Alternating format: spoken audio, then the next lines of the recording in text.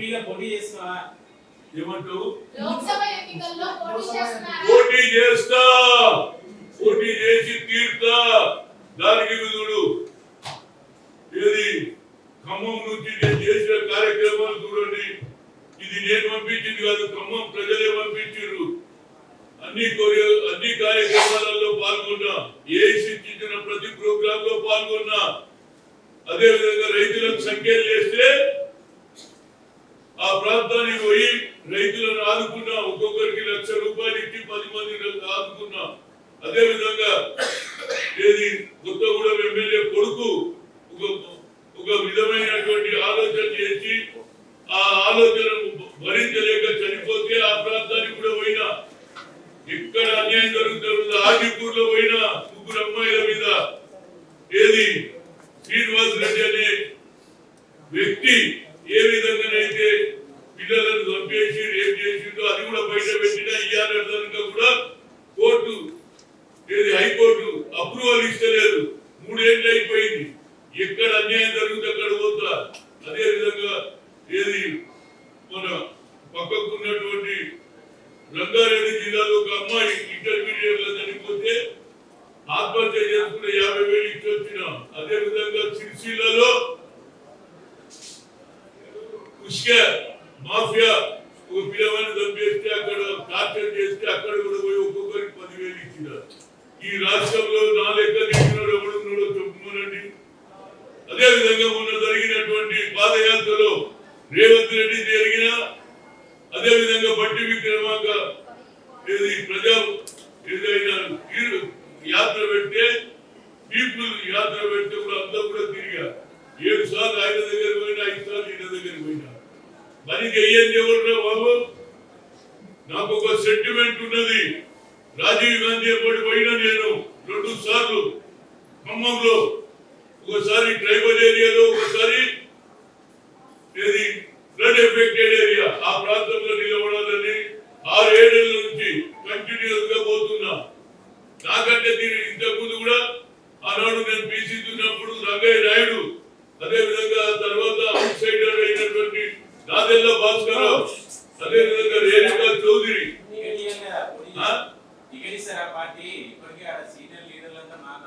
చూడండి, ప్రజలలో నాకు అభిమానం ఉంది. అదే కాకుండా అన్నింటికంటే ముఖ్యం 7 సీట్లు ఉంటే 4 ఎస్సీ ఎస్టీలకు ఇచ్చిండ్రు, 3 జనరల్ ఉంటే అది కూడా అప్పర్ క్లాస్ తీసుకున్నారు. ఇది న్యాయమైన కేసు కాదు. బీసీల గురించి చెప్తారు, బీసీ బిల్లు పెడతారు. రాహుల్ గాంధీ ఏది we come to the power, we conduct a caste wise census. Indira ఇచ్చేదానికి భాగీదారంటే నాకంటే తిరిగేటోడు ఎవడున్నాడు బాబు? ఇక్కడనే కాదు, యావత్ భారతదేశంలో నాలుగు పనిచేసుకొని గురించి మనండి. ఆ కుటుంబానికి లాయర్. నాకు ఒక సెంటిమెంట్ ఉన్నది. రాజీవ్ గాంధీ గారు ఏ విధంగా అయితే ట్రైబల్ ఏరియా తిరిగాడో ఖమ్మంలో, ఆ ప్రాంతం నుంచి నిలవడానికి 7-8 నెలల నుంచి అక్కడే కృషి చేస్తున్నా. నాకంటే తిరిగేటోడు ఎవడున్నాడు చెప్పండి? ఇవాళ కూడా నాకు న్యాయం చేయమని అడుగుతున్నా.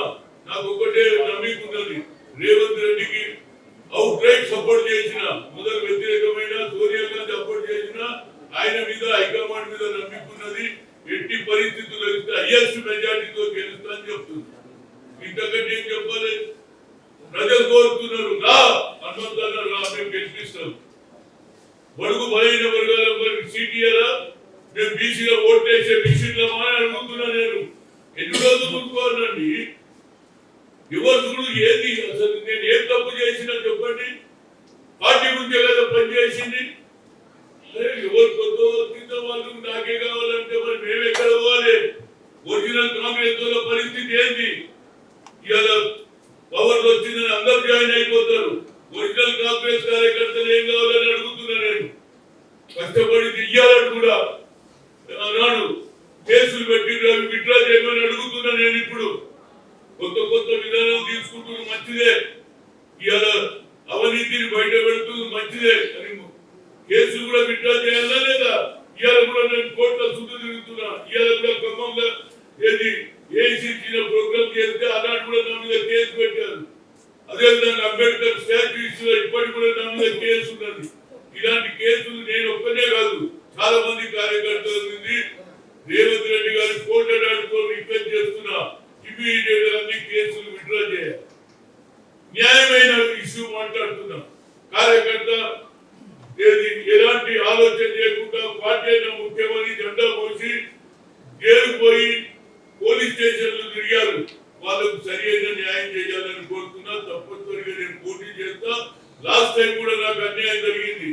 ఓడిపోయిన వాళ్ళందరికీ కూడా పార్లమెంట్ టికెట్ ఇచ్చారు. నేను నోరు మూసుకున్నా, ఎందుకంటే పార్టీ ఇంట్రెస్ట్. ఇప్పుడు కూడా నేను ఊరుకుందాం అనుకున్నా, కానీ ఊరుకుంటే న్యాయం జరిగేటట్లేదు. నాకే అన్యాయం జరిగితే రేపు కిందివానికి ఏమైతుందని నేను అడుగుతున్నా. నేను ఇంతకంటే ఎక్కువ చెప్పాలి. తప్పనిసరిగా ఇస్తే మాత్రం 100కి 100 రూపాయలు మెజార్టీతో గెలుస్తా అని నా ఆలోచన. అక్కడ అందరూ కూడా అడుగుతున్నారు. కేవలం బీసీ ఎస్సీలే కాదు, ఈవెన్ అగ్రకులాలు కూడా రమ్మంటున్నారు. రాజమంతా నన్ను బాగా పనిచేస్తారు. ఏ ఇష్యూ అయినా పోతుంది. ఎక్కడికి పోలేదండి. నిన్న కాకుండా జరిగిన అసెంబ్లీ ఎన్నికల్లో నేను భువనగిరి రాలేదు. అదేవిధంగా వరంగల్, వరదలపేట, ఖమ్మం, పాలేరు దాకా పోయిన తర్వాత వేణుగోపాల్ ఫోన్ చేసిండు. ఏది మన మాణిక్ కాంగ్రెస్ చెప్పాడు. ఈ ప్రాంతాల వల్ల నేను భక్తల్, దేవర్ కద్రా, అదేవిధంగా వైపునగర్ నుంచి పరిగి, వికారాబాద్, అదేవిధంగా మెదక్, డైరెక్ట్ కేర్, అదేవిధంగా అన్ని ప్రాంతాలు కూడా తిరిగినా. ఎక్కడ చెప్తే అక్కడ తిరుగుతున్నా. నేను పార్టీలో తిరిగిన నేను రేవంత్ రెడ్డి తర్వాత తిరిగి నేను ఒక్కనే. అందరు కాదు, నియోజకవర్గాలకే లిమిట్